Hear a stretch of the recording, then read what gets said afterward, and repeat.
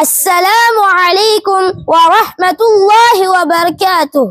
الحمد لله وحده والصلاة والسلام على من لا نبي بعده. அன்பார்ந்த சகோதரர்களே, நாம் தினமும் இந்த ரமலானுடைய மாதத்தில் நரகத்தை நினைத்து பயப்படுகிறோமா? இந்த மாதத்தில் நரகத்தில் இருந்து விடுதலை பெற வேண்டும் என்று வழியை தேடுகிறோமா? முஹம்மது ஸல்லல்லாஹு அலைஹி வஸல்லம் கூறுகிறார்கள். அபூ ஸஈத் குதுரி ரலியல்லாஹு அன்ஹு அறிவிக்கின்றார்கள், மன் ஸாஅ யௌமன் ஃபீ ஸபீலில்லாஹி பஅத அல்லாஹு வஜ்ஹஹு அனின் நாரி 70 கரீஃபா.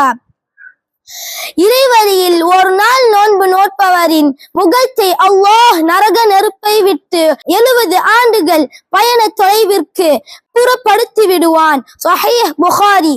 எனவே அல்லாஹ் நம்மளை நரகத்தை விட்டு பாதுகாப்பானாக.